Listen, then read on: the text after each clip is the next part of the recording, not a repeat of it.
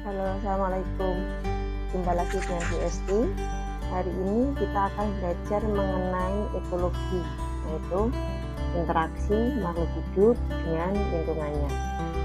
Baik, yang pertama adalah pengertian. Ya, apa itu interaksi makhluk hidup? Interaksi makhluk hidup dengan lingkungannya adalah segala pola hubungan timbal balik antara makhluk hidup atau organisme dengan komponen di sekitarnya. Nah, mengapa sih kita harus belajar tentang interaksi? Yang pertama ya, untuk memahami keseimbangan ekosistem. Jadi interaksi antara makhluk hidup dengan lingkungan itu sangat penting dalam menjaga keseimbangan ekosistem.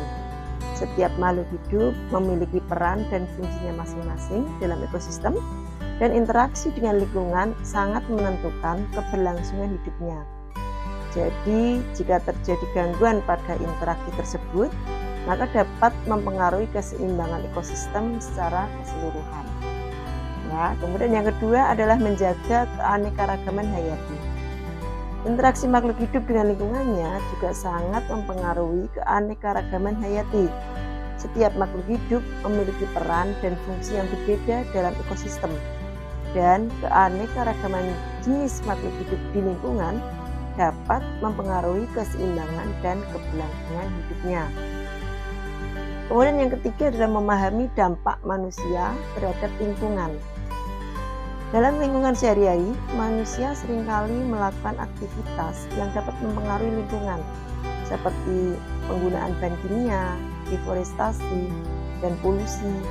Memahami interaksi makhluk hidup dengan lingkungan dapat membantu kita memahami dampak dari aktivitas manusia terhadap lingkungan dan mencari solusi untuk mengurangi ya dampak negatif tersebut. Kemudian berikutnya adalah menjaga keberlangsungan hidup manusia. Keseimbangan ekosistem sangat penting untuk menjaga keberlangsungan hidup manusia. Jika terjadi gangguan pada keseimbangan ekosistem, maka dapat mempengaruhi ketersediaan sumber daya alam, lingkungan hidup yang sehat, dan kesehatan manusia secara keseluruhan.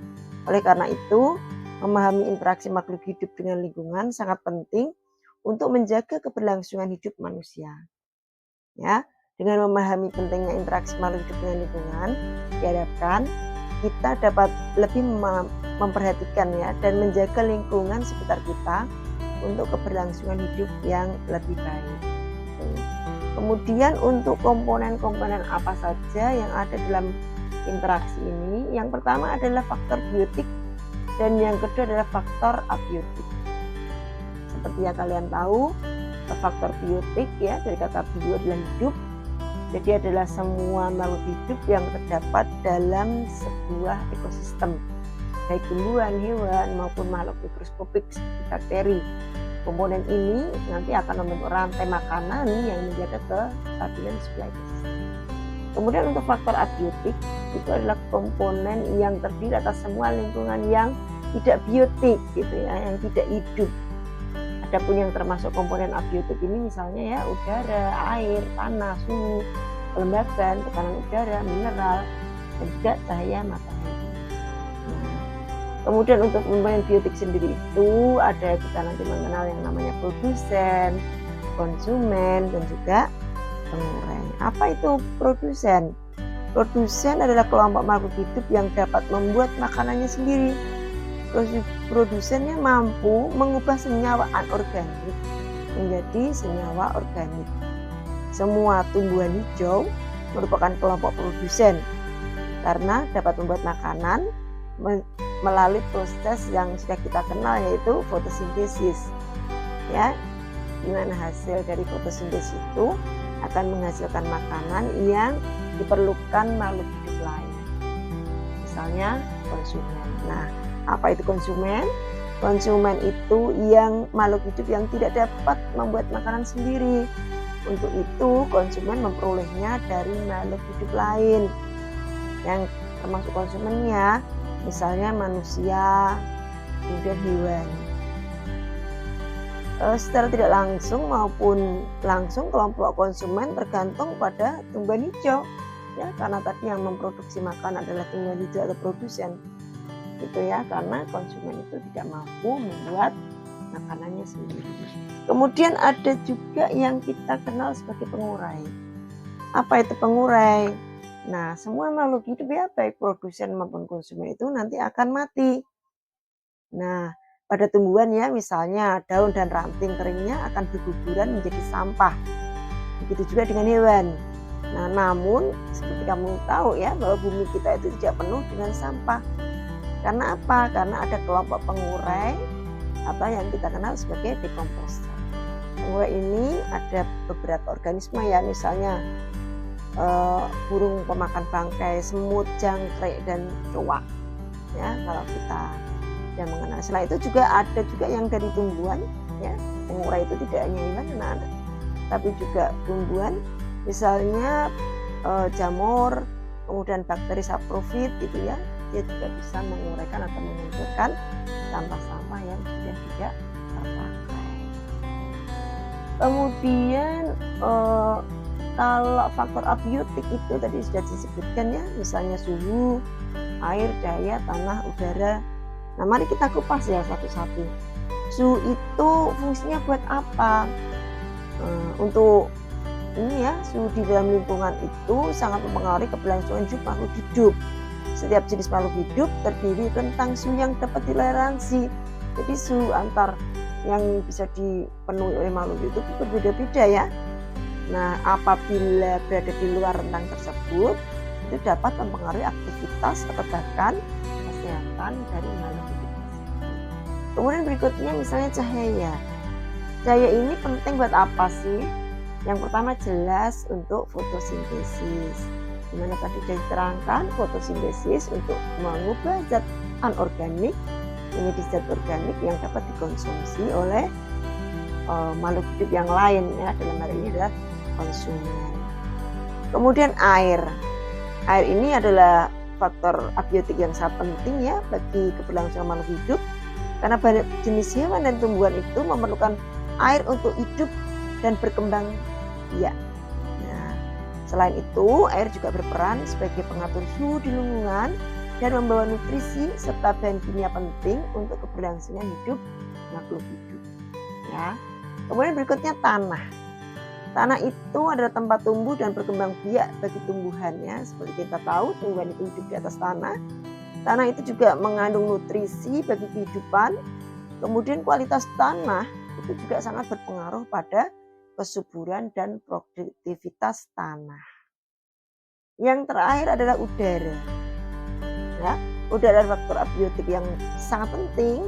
Kenapa? Karena pada hewan dan manusia itu sangat membutuhkan udara untuk bernafas. Ya, dalam hal ini adalah oksigen. Sedangkan pada tumbuhan yang digunakan untuk fotosintesis adalah karbon dioksida. Itu pun juga terkandung di dalam udara, gitu ya. Udara juga berperan sebagai pengatur suhu dan membawa berbagai bahan kimia penting untuk berkelangsungan makhluk hidup. Nah, jadi dengan memahami interaksi antara makhluk hidup dengan faktor abiotik, kita dapat lebih memahami bagaimana lingkungan mempengaruhi keberlangsungan hidup makhluk hidup. Ya, hal ini juga dapat membantu kita dalam mengelola dan menjaga lingkungan agar tetap sehat dan juga berkelanjutan. Baik, sekarang kita perhatikan ya, bahwa dalam interaksinya atau dalam hubungannya makhluk hidup itu ada dalam faktor biotik itu ada yang namanya persaingan, kemudian ada simbiosis, predasi, juga kompetisi ya. Nah, apa itu persaingan? Persaingan itu terjadi ketika dua atau lebih makhluk hidup bersaing untuk memperoleh sumber daya yang sama, misalnya makanan, tempat tinggal, atau pasangan. Nah, persaingan ini dapat mempengaruhi keberlangsungan hidup makhluk tersebut. Dan makhluk hidup yang paling adaptif atau yang paling bisa menyesuaikan diri dan kuat yang dapat bertahan dalam persaingan tersebut. Gitu ya. Kemudian ada lagi interaksi atau hubungan yang bernama simbiosis. Apa itu simbiosis? Simbiosis itu terjadi ketika dua atau lebih jenis makhluk hidup saling bergantung. Ya, kalau tadi bersaing, ini adalah saling bergantung ada beberapa jenis simbiosis sebenarnya kita mengenal, ada yang namanya simbiosis mutualisme, parasitisme, dan juga komensalisme. Kalau contohnya ya untuk mutualisme itu adalah lebah dengan bunga ya, dimana simbiosis mutualisme itu saling menguntungkan, lebah mendapatkan keuntungan mendapatkan nektar dan juga bunga mendapatkan keuntungan untuk dalam penyerbukannya. Kalau simbiosis parasitisme itu hanya salah satu yang untung ya, misalnya benalu dengan pohon mangga, maka pohon mangga akan dirugikan oleh benalu.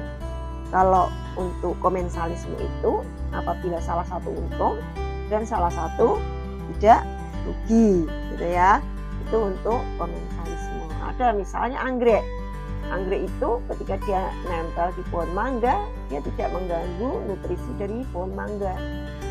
Jadi dia mendapatkan keuntungan ya si anggrek, sedangkan pohon mangganya tidak untung tapi juga tidak. Nah, seperti itu. Kemudian interaksi yang berikutnya adalah predasi. Predasi itu ketika satu jenis makhluk hidup memakan makhluk hidup lainnya. Ya. Jadi predasi itu sebenarnya itu adalah bentuk dari rantai makanan ya, yang dapat mempengaruhi populasi makhluk hidup di lingkungan tersebut. Ya, contohnya ya, singa yang memangsa gajah atau burung raja wali yang memangsa ikan. Gitu ya. Jadi ada satu yang dimakan gitu ya. Nah, setelah kita mempelajari mengenai jaring-jaring. Berikutnya kompetisi. Kompetisi itu apabila dua atau lebih jenis makhluk hidup itu bersaing untuk sumber daya yang sama ya, hampir seperti persaingan ya, berarti seperti makanan, air, tempat tinggal. Nah, misalnya untuk contohnya ya, misalnya elang bersaing untuk memperebutkan satu sarang. Nah, bedanya dengan persaingan itu kalau kompetisi itu lebih fokus pada satu jenis, kalau persaingan bisa jadi berbeda jenis itu ya. Nah, dengan memahami interaksi ini ya antara makhluk hidup dengan faktor biotik, kita dapat lebih memahami bagaimana lingkungan itu ternyata berpengaruh terhadap keberlangsungan hidup makhluk hidup. Ya, hal ini juga dapat membantu kita dalam mengelola dan menjaga lingkungan agar tetap berlangsung dengan baik seperti itu ya. Nah, mari kita lanjutkan. Ternyata dalam interaksi itu nanti ada dampak positif dan negatifnya ya. Misalnya dampak positifnya itu adalah keanekaragaman hayat yang tinggi, kemudian ada terjadi penyerapan karbon, contohnya pada fotosintesis gitu ya. Kalau berikutnya adalah sumber daya alami. Nah, contohnya misalnya ya, sumber daya alami itu adanya sumber daya alam seperti air, udara, dan juga tumbuhan ya. Manusia dapat ya memanfaatkan sumber-sumber daya alam tersebut dalam kehidupannya. Kemudian apa dampak negatifnya? Nah, dalam penggunaan yang berlebihan gitu ya atau eksploitasi itu bisa menyebabkan yang pertama adalah kerusakan lingkungan. Kemudian berikutnya juga selain kerusakan lingkungan juga bisa mengakibatkan kepunahan spesies dan juga perubahan iklim. Misalnya kita terlalu banyak polusi dan seterusnya, itu akan mempengaruhi perubahan iklim. Nah, sebenarnya pentingnya konservasi itu apa sih? Yang pertama itu adalah mempertahankan keanekaragaman hayati, memelihara kualitas air dan udara, mencegah terjadinya erosi tanah, kemudian mengurangi dampak perubahan iklim, dan juga meningkatkan kesehatan manusia ya. Contohnya ini ya, penanaman pohon dan rehabilitasi hutan. Kemudian penggunaan energi fosil ya, beralih ke energi terbarukan.